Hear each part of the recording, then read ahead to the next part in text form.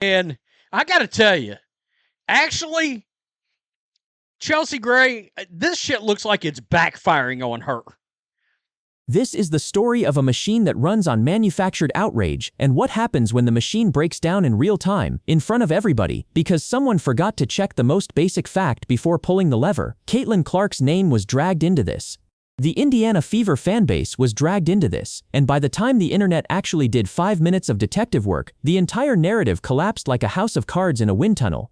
And by the time this video is done, by the 10-minute mark, you are going to understand exactly who benefits from blaming Caitlin Clark every single time something goes sideways in this league, and why that reflex is becoming the most expensive habit the WNBA's outrage ecosystem has ever developed. Stay with me, because this one is something else. There's millions of people on social media. Millions.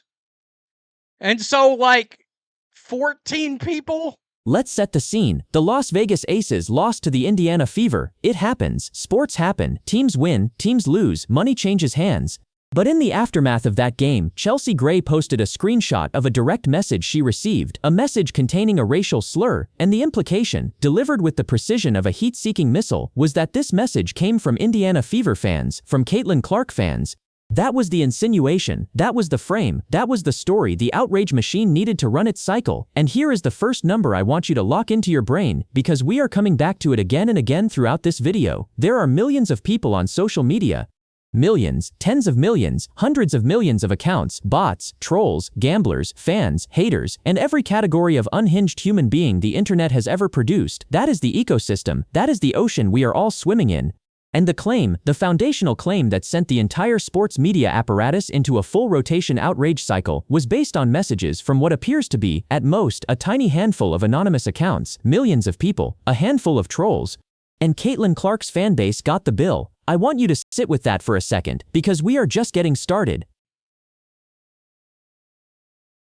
He's not even an Indy fan. He's mad at you because you didn't help him in his parlay. Now, here is the thing that is fascinating, and by fascinating, I mean absolutely maddening, about the way this story spread. Nobody stopped, nobody paused, nobody said, wait, before we go scorched earth on an entire fanbase, let's figure out who actually sent this message. That step, the most basic, obvious journalistic step in the entire process, was skipped, completely, enthusiastically skipped. It's like watching a fire department rush to a burning building, douse the neighbor's house in gasoline, and then drive away feeling heroic. The fire was real. The response was catastrophic, and the people who got soaked had nothing to do with the fire, because here is what the internet, not the outrage machine, but actual people doing actual research, found out almost immediately. The person who sent that message was not an Indiana Fever fan. Was not a Caitlin Clark fan, was not some MAGA troll who showed up to the WNBA because of a culture war. The person was, by all available evidence, a sports gambler. Someone who had money on the Aces, watched the Aces lose to the Fever, and sent a rage-fueled message from a place of pure, unfiltered gambling grief. That is the profile, that is the motive, and it had absolutely nothing to do with Caitlin Clark. But that detail, that crucial, exonerating, entirely relevant detail, did not make it into the first wave of coverage, because that detail does not serve the narrative, and by the narrative, I mean the machine. And by the machine, I mean the entire ecosystem of content, commentary, and hot takes that has decided that Caitlin Clark and her fanbase are the villain in every story, regardless of what the facts actually say. If you are finding this breakdown valuable, please subscribe to WNBA News right now, and hit the bell so you never miss a video like this one. The dude is a sports bettor, not even an Indiana Fever fan. He only followed 2 WNBA players before deactivating, and he likely lost a bet. Let's talk about the mechanics of this for a moment, because I think it is important to understand exactly how the blame transfer works. And by blame transfer, I mean the specific, repeatable, almost choreographed process by which any negative incident involving the WNBA gets redirected toward Caitlin Clark's orbit within the first 48 hours. Step 1. Something bad happens. Step 2. A connection to the Fever or to Clark is implied, however tenuously. Step 3. The outrage cycle launches. Step 4. The facts emerge and quietly contradict the narrative. Step 5. Nobody corrects the record with anything close to the energy they used to spread the original claim. We have seen this pattern before. This is not the first time, it will not be the last time, and every single time it happens, the asset, the one player who has single-handedly moved the economic needle for this entire league, the one draw who put WNBA games on primetime television, the commodity whose jersey sales and ticket demand have been genuinely historic, that asset gets smeared by association. While she is busy doing what she does best, filling arenas and generating the kind of attention this league has been trying to manufacture for 30 years, the outrage machine is busy doing what it does best, pointing at her fan base and saying, "There, that's the problem." There is no version of this where Caitlin Clark is allowed to win. When her fans are enthusiastic, they are called toxic. When her games sell out, it's called a problem of access. When a random anonymous account sends a horrible message after a gambling loss, it becomes evidence of a systemic issue with her entire fanbase. That is not a coincidence, that is a pattern, and that is not hyperbole, that is not me hyping this up. That is simply the math of how this narrative operates. I still believe the threat narrative is a way to try to get people off said athletes or whoever's back. Millions of people, millions, and 14 people, at most, decided to be trolls. That is the number, that is the denominator that never gets mentioned when the story goes wide, because if you mention the denominator, the fraction becomes embarrassingly small. If you mention the denominator, the narrative falls apart. If you mention the denominator, you have to start asking harder questions about why a handful of anonymous accounts with zero verified connection to any specific fanbase became the justification for a full media cycle blaming one of the most popular players in the sport. I want every single person watching this to think about what that ratio actually means. Millions of users, a handful of trolls, and the headline is about Caitlin Clark fans. That math does not add up. That math has never added up. And the people running the outrage machine know it does not add up, which is exactly why they never show you the denominator. And I got to tell you, actually, Chelsea Gray, this shit looks like it's backfiring on her. Now let's talk about what the internet actually found when people started looking, because this is where it gets genuinely, almost comically revealing. The account that sent the message was identified, and what did the investigation reveal? This was not a Fever superfan. This was not someone who had been following Caitlin Clark since her Iowa days, who had a Fever jersey and a Fever flag and a Fever bumper sticker. This was a sports bettor. Someone who had placed a wager, watched their money evaporate when the Aces lost, and fired off a message in the kind of blind, irrational rage that gambling losses produce in people who probably should not be gambling. Don't take my word for it. Listen to this. There's millions of people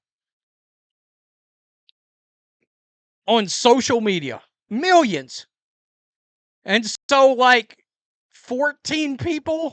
He was not even an Indiana fan. He was mad because his parlay busted. That is the story. That is the whole story. And yet the entire first wave of coverage treated it as confirmation of something systemic, something organized, something that could be traced back to the culture around Caitlin Clark and the Indiana Fever. Think about what that tells you about the incentive structure here. Think about what it reveals about who benefits from keeping that narrative alive, because here is the thing, and I want to be completely clear about this. The outrage machine does not benefit from nuance. The outrage machine does not benefit from it was a random gambling loss. The outrage machine benefits from Caitlin Clark fans are racist. One of those stories generates clicks for a week. The other one generates a community note and a quiet correction that nobody sees. And by the way, let's talk about Alyssa Thomas for a moment, because she also spoke out around the same time, and the same dynamic applies. The pattern is not one incident, the pattern is a recurring playbook. Something bad happens on social media, and yes, genuinely bad things do happen on social media, because social media is a place where the worst impulses of humanity operate without a filter, and the immediate institutional response is to connect it to the Fever, to connect it to Clark, to connect it to the new audience that has shown up for women's basketball, and that certain people in this ecosystem have decided they do not want. It's like a restaurant that finally, after years of struggling, gets a line out the door, and instead of welcoming the new customers, the staff keeps telling them they're sitting in the wrong chairs. He's not even an Indy fan. He's mad at you because you didn't help him in his parlay. The dude only followed 2 WNBA players before deactivating. 2. And he likely lost a bet. That is the entire profile. That is the foundation on which an entire media cycle was built. 2 accounts followed. 1 busted parlay. And somehow, the Indiana Fever fanbase, millions of people who have been buying tickets, watching games, and making Caitlin Clark the most commercially significant thing to happen to women's basketball in a generation, somehow they became the suspects. Let me be completely clear about what this means from a business perspective, because I think the business angle is the one that never gets discussed and is the most important one. Caitlin Clark is the asset. She is the economic engine. She is the commodity that transformed this league from a niche product into something that network television is actually willing to put in primetime. The fan base she brought with her, the people who showed up because of her, who are buying tickets and merchandise and driving the ratings numbers that the WNBA has been dreaming about for 3 decades, that fan base is the customer base, that is the revenue. And every single time the outrage machine runs a cycle that frames that fan base as the villain, it is telling those customers that they are not welcome, it is burning the relationship with the new audience. It is taking the golden goose, holding it over an open flame, and then acting surprised when the eggs stop coming. That is not hyperbole, that is not me being dramatic, that is the most basic fundamental principle of how you build a sustainable business. You do not alienate your customers. You especially do not alienate your customers by blaming them, without evidence, for the actions of an anonymous gambling account that followed exactly 2 WNBA players before disappearing. Millions of people in this fanbase, millions. And the entire narrative was built on what amounts to a handful of troll accounts, and in this case, an account that was not even a Fever fan to begin with. That is the denominator. That is the number that changes everything. The dude is a sports bettor, not even Indiana Fever fan. He only followed 2 WNBA players before deactivating, and he likely lost a bet. I still believe the threat narrative is a way to try to get people off said athletes or whoever's back. That is the observation, and whether you agree with it fully or not, the underlying dynamic it describes is real, and it is worth examining. Because the escalation pattern, first the slur, then the threats, is one that the outrage machine has learned produces maximum engagement and maximum insulation from criticism. Once you add threats to the story, anyone who questions the narrative becomes someone who is dismissing threats. It is an elegant trap, and by elegant, I mean cynically constructed. I am not saying the slur did not happen. I am not saying that anonymous trolls on the internet are not capable of sending horrible messages, because they absolutely are. Social media is, as has been noted by everyone who has ever spent more than 15 minutes on it, a genuinely ugly place. There are bad actors everywhere. There are people who will say the worst possible thing to a stranger on the internet because there are no consequences and the anonymity is total. That is real. That is documented. That happens to NBA players, NFL players, soccer players, chess players, and everyone in between. But, and this is the critical but, the existence of bad actors on the internet does not automatically validate a specific narrative about a specific fanbase. The existence of trolls does not mean that the trolls represent the fanbase they are being attributed to. And when the evidence shows that the person in question was not even a member of the fanbase they were attributed to, the responsible thing, the honest thing, is to correct the record with the same energy that was used to spread the original claim. That correction, in this case, was not forthcoming. The community notes went up, the receipts circulated, the profile emerged, SportsBettor followed 2 WNBA players, deactivated after being identified. And the outrage machine, which had been running at full speed for 24 hours, did not issue a correction. It simply moved on to the next cycle. And here is what that pattern costs. Every cycle like this one chips away at the credibility of the people raising legitimate concerns. Every time the narrative collapses because the facts do not support it, it becomes slightly harder to have the real conversation about what actually happens on social media. Every manufactured crisis makes the genuine ones harder to address. That is the real damage. Not to Caitlin Clark, who has shown repeatedly that she is built for exactly this kind of pressure. Not to the Indiana Fever fanbase, which is large enough and enthusiastic enough to absorb a bad news cycle. The real damage is to the credibility of the institutions and the voices that are supposed to be the ones holding the line on what is real and what is manufactured.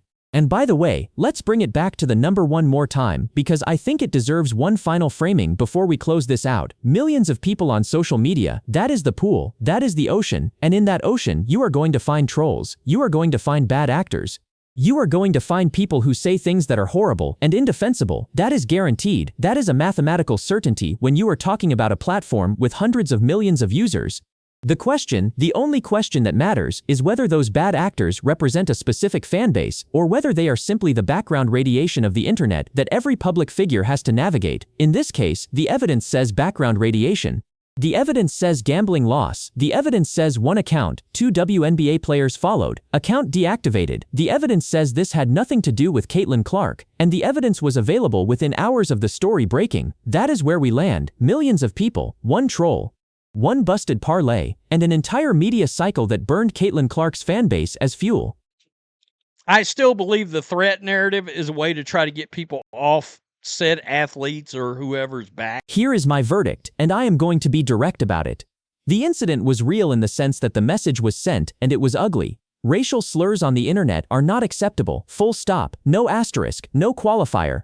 But the narrative that was built around that incident, the frame that pointed at Indiana Fever fans, that pointed at Caitlin Clark's audience, that used this as another data point in the ongoing case against the new WNBA fanbase, that narrative was not supported by the facts. And the facts were findable, the facts were available, the facts were in fact found by regular people on the internet within hours. The outrage machine simply chose not to lead with them. What happens next? Here is what I predict. This cycle will repeat. It will repeat because the incentive structure that produces it has not changed. The people who benefit from the Caitlin Clark fans are the problem narrative will continue to reach for that frame every time something goes sideways because it generates engagement, it generates solidarity within a specific community, and it costs them nothing when the facts eventually emerge. The correction never gets the same views as the original claim. That is the asymmetry that makes the machine run. What Caitlin Clark will do is what she always does. She will show up. She will play basketball at a level that makes it impossible to look away. She will fill arenas and drive ratings and generate the kind of commercial momentum that this league has never seen from a single player.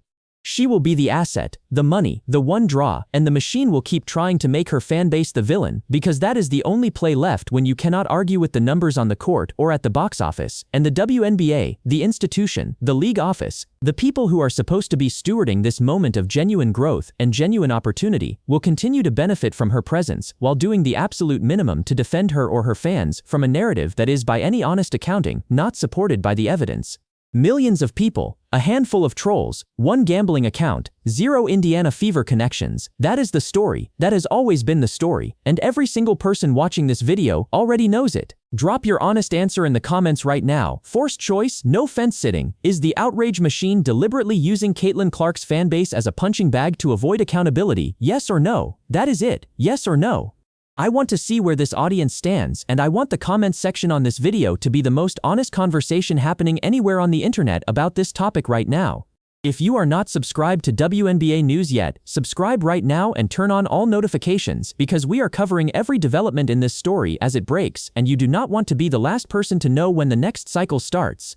And click the video on your screen right now because we have another breakdown that connects directly to everything we just covered, and it is going to make this one hit even harder. This is WNBA News. We'll see you in the next one.